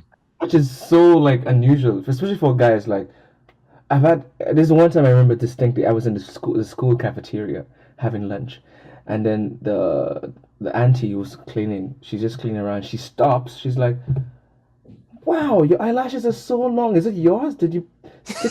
Is it fake?" I was like, "Lady, I'm eating. Do your job. Like, what is going on?" Yeah. It was Taiwanese is just I don't know, I find it amazing sometimes. Yeah. Yeah, just you get these random people. I think what makes them so cute a lot of the time is just the innocence. They just Yeah. I don't know, believe it. They're so amazed. Right.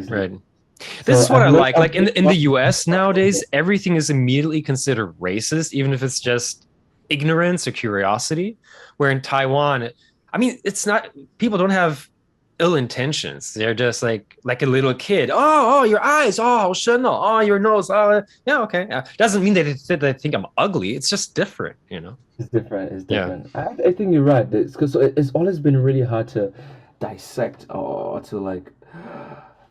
Is it racist? No, it's not. Oh, it's crazy, but it's ignorance. Because you don't want to overreact. You don't want to take offense, but you don't want to miss an opportunity to educate. Yeah, exactly. You can take that. Yeah, take that opportunity. So it has really been a mixed experience. I think I would say the experiences have been better, but I'm not sure if it's because I'm known or people know me. I've always had this try to like decipher: is it the reaction to any black guy, or is it just because people know me? Because initially, my first few years in Taiwan, I did have some pretty uncomfortable experiences. I did have one last year. This guy from the Starbucks. I didn't really show that story. I was just sitting at the Starbucks. I was teaching English to like a singer because he wanted to sing in English songs, another artist, and this guy wearing a Kevin Durant shirt. accosted me in Starbucks. Very racist rant. He was like, "Oh, you foreigner in Taiwan, you're wasting resources. Oh, and you're black as well. Oh, get out." And he was like, "Oh, what are you looking at? Oh, these foreigners, I don't like them." I was like, I was mad. I was blowing up. I was like, today I'm wait. I need to be responsible. Please record him so like I could use it after. And it was just the video went viral and So and he people. was wearing a Kevin Durant jersey. Yes, Okay, yes, so yeah. okay, I guess well at least Kevin Durant is not wasting Taiwanese resources, right? And the outpouring of support and love from the Taiwanese was just I was like okay, feels a lot better Yeah, but because it's yeah. You I mean have way more people who like you, and then you feel good yeah. about yourself, right? Yeah, you feel like okay, this is not the representation of Taiwan. No, no, no, no. But I think it'll take some time. Like there is still a lot of like anti-foreign sentiment, which is in every country. Every I country think. has, yeah, Go back to Mexico. It's the yeah. I anti-foreign mean, sentiment in a lot of countries. it'll So never go away. it'll There's never always go. some ignorance or stupidity. But Yeah, it's but good. I feel like there's a change since I came to Taiwan. yes, I They weren't agree. really racist before, but people are so much more open or knowledgeable now. When I just came here 17 years ago, there were a lot of people who were like on the street, 美国人, like, oh, American, American. I don't get that a lot anymore. And not because everybody knows who I am. It's just a lot of people don't know who I am, but they don't assume Used that I to it. don't speak Chinese or they don't Yeah, assume that I'm from the US or somewhere. So I yeah. feel like people, because of our TV show or similar TV shows where foreigner talk a lot and people watch this, they're like, okay, they're not actually aliens. They're not zoo Mhm. animals. They're Very people like you true. and me. They just have a different skin color or whatever. And I And think yeah, there's a big difference. It's not just because you're famous now. It's because people are more used to seeing a black guy or a white guy or hearing a foreigner speak Chinese. That's pretty Chinese. common now. Yeah. Yeah, yeah, but that I still 谢谢哇，中文很难标准呢，我的天呐！Like I said 谢谢, that's all I said. Like what are you talking about? Like Yeah. Yeah. I think that maybe it's not entirely their fault because according based on their experience, they have met many foreigners whose Chinese is whack. That's what Taiwanese say. So I'm like, Yeah. okay, I understand, I agree, okay, oh thank you, all right. Yeah. Because for me, like when I get these compliments, I'm like. My Chinese is not good enough. There's still characters I can't read. Just I can't read menus. I can't read signs. I can't read newspapers. There's still more I want to do. So don't keep on telling me that my Chinese is good. Shut up. Like what? I want to get. Well, they're just. I think they also just want to be kind and encouraging. I think they're actually they have really good intentions. They So I do. always appreciate it. I was chuckle, but yeah, it's funny. So you recently brought out a song. It's called "Running Back," right? Right. Yes. So this Running song, Back. Yeah. it's an EDM sort of remix of a song I did maybe 2 years ago, Mm, and I just wanted to have a song released on Valentine's Day mm, that was like a typical "I love you, you'll love me" kind of song. mm, The song was basically talking about like a love relationship that is slightly toxic, but it has is very is complex. You know, a mm, lot of relationships it's not just fairy tales mm. and Rainbows and lovey butterflies. butterflies. Sometimes you find yourself in a relationship where you think you want to break up, but you just love this person, you can't get over them. And on this Valentine's Day, I wanted people to just appreciate that you actually have that love. You actually have that conflict because a lot of people actually don't experience that. A lot of people are pretty alone and lonely, and Yeah. so appreciate that love that you have, and running back to this person you love and hate, and want to like kill sometimes, but you still love them. So that's basically the song, the message of the song that I wanted to release on that particular Valentine's Day, because I think the typical butterflies and the love, I love you kind of stuff. This doesn't really reflect a lot of couples, the Mm. situation for many couples, and I just wanted to release that kind of song because I've had so many stories of like couple gets married in January and then they divorced in March, or Wow.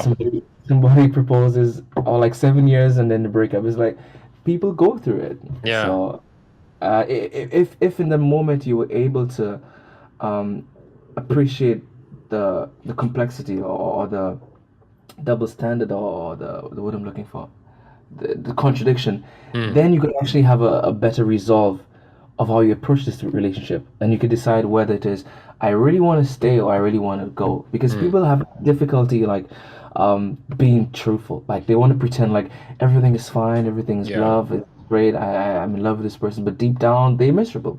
So Mm, you can't actually experience both. You can actually have both feelings, and if you're able to resolve that and communicate that, then maybe you could find a compromise, mm, or maybe you could peacefully resolve. Because everybody's afraid of being that bad guy. mm. Everybody's afraid of being the Yeah. bad one in the relationship. But if everything is out in the open, and then both parties understand where both parties are coming from, Mm, then you could peacefully resolve and probably even remain friends yeah. after a breakup. Yeah. So that's what I wanted to to release in the song, but it was for an EDM sort of dance sort of message. So maybe on first listen, you probably wouldn't get all this message. You just probably get the beat and just like dancing Mm, and whatever. And if you look at the lyrics further and you listen to the melody, then you understand. Oh, there's something deeper in this message. Because I think people are the music now is a lot less dense. It's a lot of like superficial in a sense. It's just yeah. like Yeah. you just want to live and you just want to breathe. Yeah. So you have to find a way to subtly leave these messages of inspiration or connection in your Mm, music. Still have the drivers of pop and EDM to mm. carry the message and for people to like it. Yeah. So that Are was you that. working on an album currently, or what are Yes, you? I'm working on an album, and it's going to be called Alone in an Hour, which is basically be my entire journey to Taiwan, my entire story, leaving on the airplane, and then all the experiences of school, loneliness, relationships, uh, laughter, fun, heartbreaks, friendships. Mm, It's going to be, I think, an introduction of myself nice. so that's really exciting. It's really scary at the same time, being this vulnerable and having to, because I'm a perfectionist, and perfection costs a lot. So you have to find a Is way it to completely compromise. self-produced? Do you have an agency that helps? Self-produced. It's self-produced. Wow. So yeah, it's gonna be interesting. I'm collaborating with a music studio and with some other release company, releasing company. So Mm. I do have some connection, some help to get it out there. But it's gonna be really interesting. That's a big project. Do you have And a deadline or like a publishing date in mind? right now the date is July August. Mm, July okay. August around that time. So yes, that's the plan for now. Is it So mostly English? Are there some Chinese songs there? Chinese and English, yeah, Chinese and English, even Taiwanese. So So there's a how do you decide which language you use for a song? wow. So some of the songs, like maybe most of the songs, initially it's an English song. Hmm. Then I would decide what feels right in terms of the melody, how much it can change to a Taiwanese song or a Chinese song. There are a few songs that I did write in Chinese, Hmm. which took a lot longer than with a typical English song because you could just write from your mind, just think Yeah. freely. But in Chinese, you have to think of like the rhyme and then the Yeah. words Taiwanese can actually really use. But I realized actually it's extremely difficult because the Chinese that we speak, it's not the Chinese that is Yeah. written in songs. Yeah. It's completely Song different, and Chinese is a lot more poetic. It's I love not as poetic colloquial. Yeah. underscore. So it's been very difficult to write in that voice Yeah. because I don't want when someone hears my music, oh, it's a foreigner singing a Chinese song. Yeah. Yeah. Because that's perfection thing that you achieve, you Mm. try to you try to attain. So that has been my struggle to get that sound like, oh, they would think it's actually a Taiwanese singing the song, Mm. and I think that would probably make the song have the impact that I wanted to Mm. have. Because if I wanted to do a song written and sung by a foreigner in Chinese, that's pretty easy to do. It's like, Hmm. oh, I need water. This is easy. Come Yeah. on. Yeah. Yeah. Yeah. But learning, actually the process of learning songs and then learning how to sing songs and not understanding the lyrics, even if you could read every line, Right. understanding like how complex these songs are. Because even sometimes, like, I'd ask a Taiwanese friend, what does this mean? They'd be like, oh wow, take that some cheese. What was that? Yeah. And it's like, wow, wow, good. A lot That's of what I want. metaphors in A lot of Chinese metaphors. songs. A lot of metaphors. Yeah. And English songs don't have that. A lot of the songs don't. Yeah, Some nowadays they don't. I feel like, yeah, I'm more of a fan of a little bit older music in Western music. I feel like nowadays a lot of music is too on your direct. nose. It's just too direct. Yeah, I like a little. It doesn't have to be super uh, uh, mysterious. It doesn't have to be everything metaphor, But I think 70s, 80s. I like that music. It's pretty good. I It don't feels, listen to modern yeah, music that much. I mean, there of course are always some artists like Bruno Mars is amazing. Love true, him. true. I still listen to the Red Hot Chili Peppers. But The weekend, yeah, I love the weekend's The ingenuity. The weekend, Weekend. Yeah, The definitely Weekend is good. very nice. Like, I can feel my face when now, you know, it was. I mean, if you look deep into the lyrics, you could you can probably figure out what he was Yeah. talking about. So is he somebody who inspires you? What are some Yeah, artists that you try mine is to? so the weekend, Bruno Mars, Justin Bieber. In fact, I Oh, was actually one. I used to be a committed hater of Justin Bieber. really? I was like, oh, this lunatic, this loser, this guy, come on. And then just looking at his transformation and his how open and vulnerable he is Yeah. and He how has his music matured, right? has evolved. Hmm. And he's really smart because he's done something in the past 2 years. He's collaborated with like new artists, like new sounds, new Yeah. engineering, and he's done a great job of remaining relevant. So yeah, he's one of the people who inspire me as well. And obviously some of the old artists like Luther Vandross, Hmm.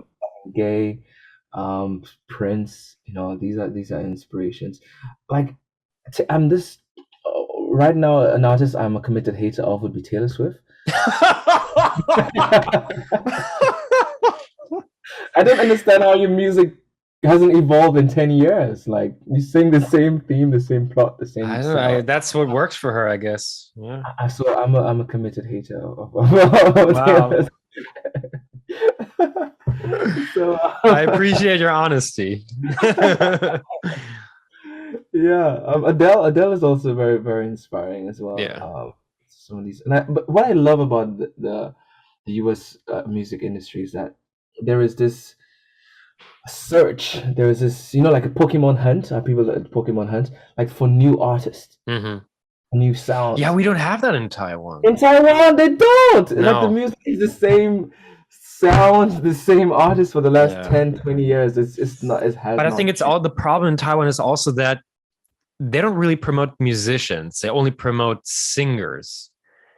You know what I mean? So people write stuff for them. They compose the music for them. The singer just sings it to the best of their abilities, but they're not really musicians. The musicians who actually make the music, nobody knows them. They're not mainstream, right? And in the Correct. US, the most famous musicians in the US and in the UK or so are they're musicians. They're not just a person who was hired to sing the song. They wrote it, they composed the music, they play piano, they play guitar and everything. So yeah, in Taiwan, it's really sad that the actual musicians who are trained and who are talented don't get the chance, maybe because they're not handsome enough or not beautiful Oh, enough, or true, true, true. yeah. I think in Taiwan, definitely you have this issue like about the look. Some of the artists are actually musicians themselves, but the thing is, you have the media landscape is very monopolistic. You Hmm. have like a few big media houses that control, and it's really hard to use social media or like all of these indie sort of independent streaming platforms to actually make a career. Because at the end of the day, like you have to go on a TV show to book. You Hmm. need endorsement from this person, or you need this award ceremony. Like it's very tightly controlled, so it's very Yeah. hard for new and upcoming artists to sort of like just blossom out there. And Hmm. the music. is the top songs for the past 5 years is it's really been the same. Da, da, Yeah, it's the da, same people da, though da, too. da, da, There's da. It's the same sort of melody, mm, and for me, as an artist, sometimes it is. I have mixed emotions because I go to these big artists, like the famous ones, or I hear them live, and I can't believe my ears. mm, I'm like, what? How is this guy famous? mm. It's just like it makes it just like why? Like I have friends who sound better than that guy, Yeah, but they're not the one with all the streamings and all the numbers. But and yeah, for Taiwanese, it doesn't matter. yeah, Doesn't matter. They yeah, go to these concerts and they just want to touch. I just want to touch his hand or take a yeah. picture. Doesn't matter how they sound. Doesn't matter how they sound. So Yeah, but it's I also I cannot come up with anybody like when I came to Taiwan was basically the golden age of Taiwan pop music, like Tsai Yilin and Zhou mm, Jielun and Wang Lihong and all these people, and nobody now coming out now close to that gets even level. close to that level of fame. Everybody now has to scrap for scraps. Like what I'm a niche artist here. I do this, but there's no international Taiwanese pop artists anymore. And I don't know. I don't know if it's a lack of talent or the media is not helping them enough. I don't know what it is, but they are talented artists that I know personally, but they are not famous. So I don't really know what it is that's they're not creating the next generation of stars. The media machine is not connected in that way. Because if you look at Americans like late night shows, the comedians they talk shit and whatever current Yeah, affairs, but they always bring on the relevant artists right. who's popping, who's new. There's this always this search for 最新鲜的, like this new thing, like something different. Mm, I think Taiwan is different. We want to go yeah, back to that guy that we know. And like yeah, for some of the new artists, the appeal doesn't work the same way. Like if for these big media houses for them to sell and invest, the audience also needs to buy back. And yeah. Taiwanese audience somehow doesn't give into a Yeah, buyback it's or it's really flooded with Korean artists. Like everybody just went, fuck Taiwan. Let's listen to Korean artists instead. yeah. I feel It, like it they're just completely overpowered the Taiwanese music industry.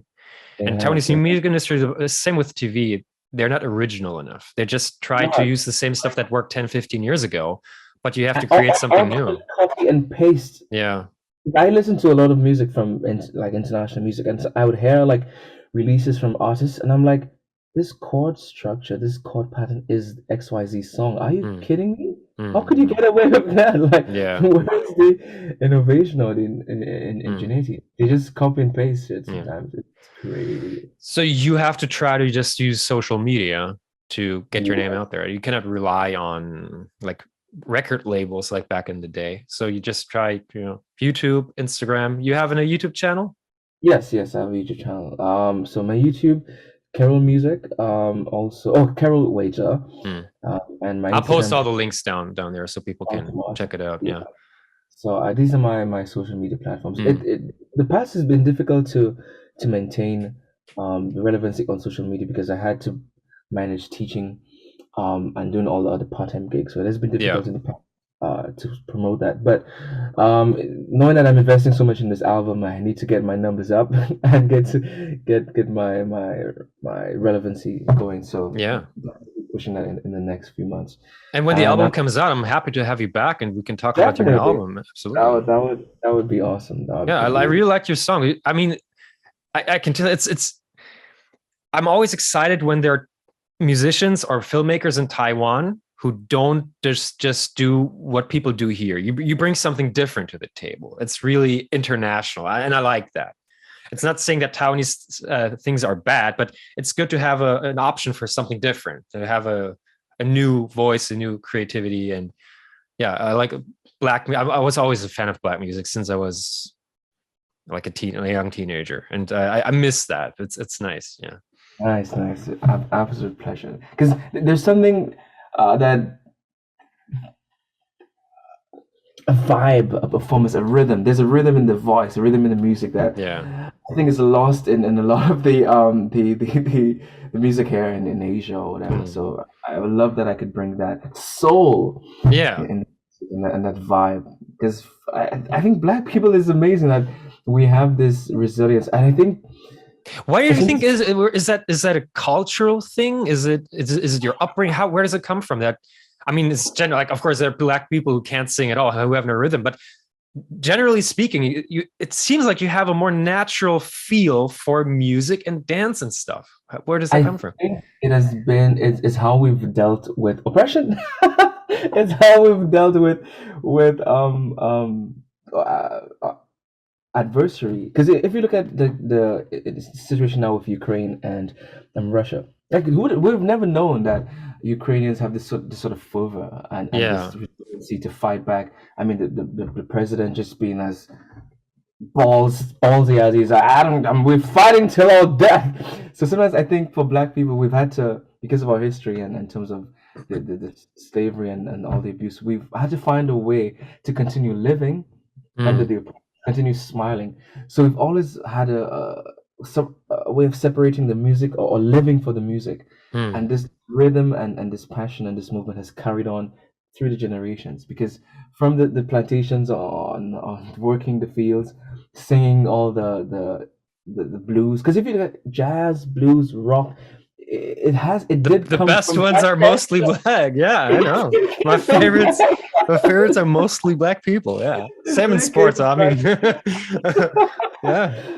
So it's just This is why I like to me like racism. I don't even understand this. Like how I can't. I don't think that most white racists hate all black music. That doesn't make any sense. I think even white racists love black music, right? So I don't understand where that racism even comes from. How can you hate something that makes something so awesome? It doesn't make any sense, right? it doesn't make any sense for a lot of the time. I mean, the same thing. The guy wearing a Kevin Durant shirt Yeah, yeah, Kevin Durant. Yeah, is out you should tell me. Hey, you know Kevin Durant is black. Right? there. He's not just tanned. Is the no words to describe it, Yeah, but yeah. it's just how. But you see it go in an okay direction. You think you have hope for the future? Things are getting better. Yes, definitely. I think we survived COVID. Okay, we survived COVID. We will survive hopefully a World Hopefully, War we will Three. survive World War III. I'm getting World kind of War worried. Three. Oh So God, yeah, this is really concerning. we have a way of pushing through adversity. I mean, even I had my friends back home was like, is Taiwan okay? Are you okay? Do you want to come back? I'm like, I'll stay put. We'll see what We'll see. happens. We'll see what happens. See what Yeah. happens.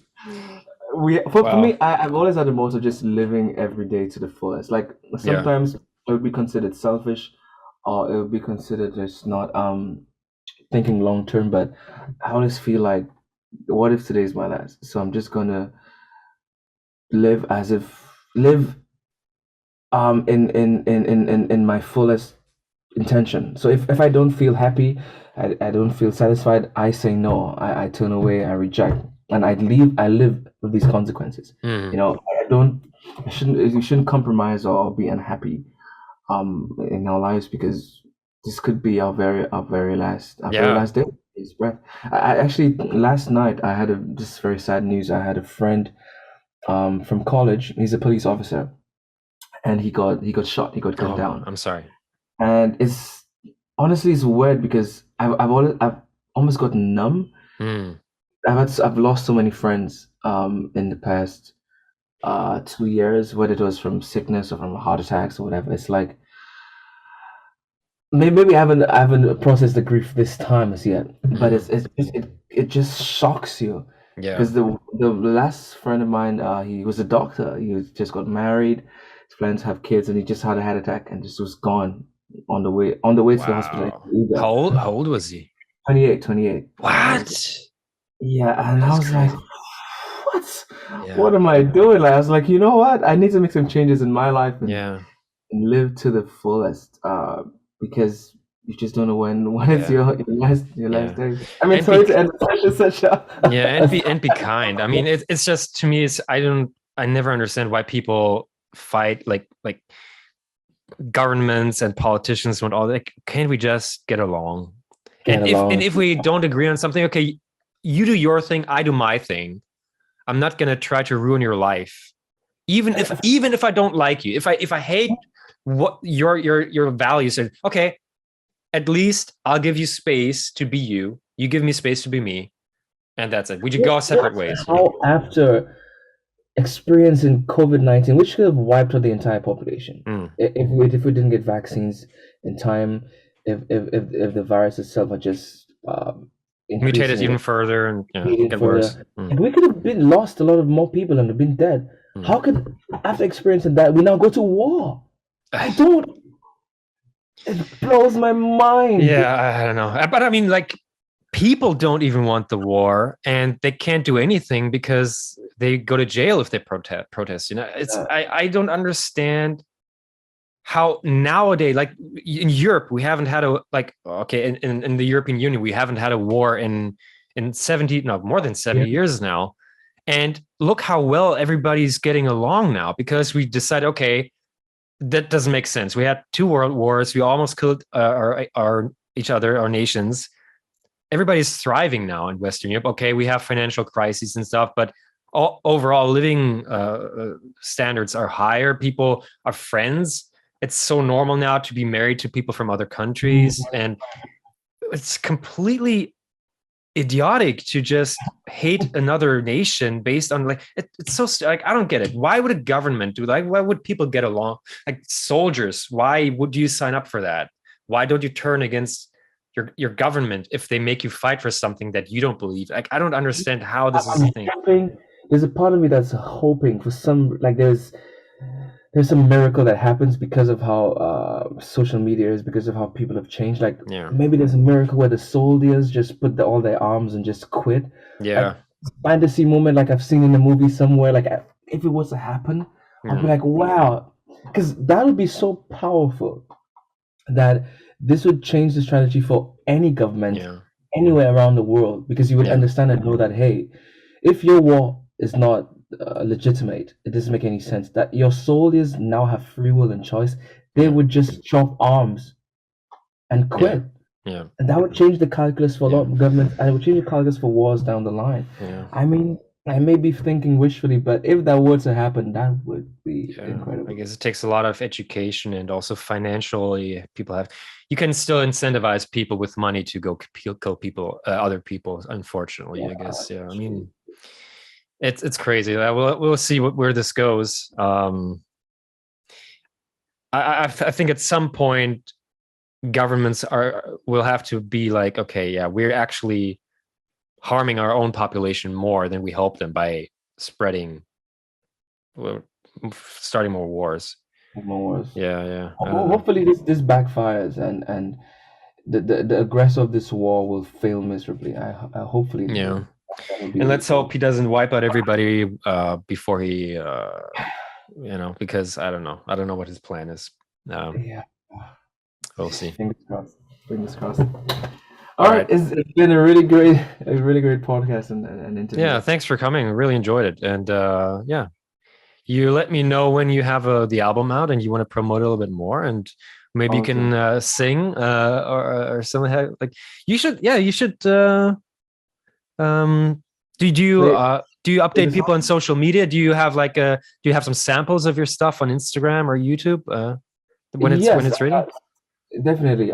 So listen, like my latest song I had songs everything on Instagram as well on Spotify. You could check my artist page and follow some of my music there, and on YouTube. And I will be updating, like maybe releasing sound bites of some of the projects I've been working on, and trying to collaborate with some of the artists here in Taiwan. mm, Because people, it's always good when you actually mix with the locals and people can actually see someone you really they know and yeah integrate with it. So that's a plan for the next few months, and it's going to be exciting. It's going to be exciting for me. I'm cool looking forward, I'm and excited too we got a lot of hopefully, plans if the TV movie TV show it could be rebooted. Well, now That that COVID is mostly over, hopefully we can hopefully go back to pursuing definitely our dreams, it right? would definitely help with promotion of my album. Yeah. Same, yeah. so so hopefully that the movie gets filmed. So fingers crossed. All We'll right, see. Because cool. honestly, I think the even for Black people here in Taiwan, there's not a lot of visibility in terms of the media space. Yeah. So it would have been, I think I would have been the first Black actor to have a leading role in a TV drama. Mm, Uh, so yeah, trying our best to break these barriers and these stereotypes. So people yeah. before have done a great job, like Dooley, as you know, Mm, he's done a good job of being in the TV shows and stuff like that. And I think for me, opening a space with the competition that I did, people seeing this face and seeing this black face. Taiwanese are now more and more used to seeing yeah. different people They're not scared anymore. you know, more. Like yesterday, I went to the community pool down. I was down in Songshan, and like I walked in the pool and I was like, oh, no reaction. Yeah. That's great. No I'm reaction like, is the best reaction because you don't the want to stick best out. reaction. Yeah. You know, it's the best reaction because for me, maybe 2 3 years ago, somebody would have left the pool. Like Yeah. literally, it happened. Someone would have left the pool. Or sitting on the People would have bus and nobody's sitting next to you, right? next It's to happened to you. me too. I mean, Yeah. So I'm like, oh, yeah. it's getting better. So I'm looking forward to that. I'm looking forward to just increasing our visibility Yeah. in the media space and around Taiwan, and it'll be great. It'll be great. Cool. All right. Well, keep in touch and yeah. Good luck with everything and we'll talk to each other again soon. And Definitely, we should meet up for some drinks sometime too. yeah, absolutely. Yeah. Definitely. All right. You take care. Have a good week. I think it's gonna get cold tonight. I heard. Yeah, that's I think the worst days are over. Tomorrow, the Yeah. day after is going to be good again. And I'm Yeah. going to play basketball. Do you play basketball? I suck. Damn it! You're not really black, are you? Stereotype. Yeah. All right, I freaking love basketball, dude. You know, it's Okay. funny, like, because people like, when I say to people I'm a singer, oh, you rap? Can you rap? And I'm like, nope, I don't rap. I'm a soulful singer. So do you I play sing soccer then? Nope. What do you? No sports?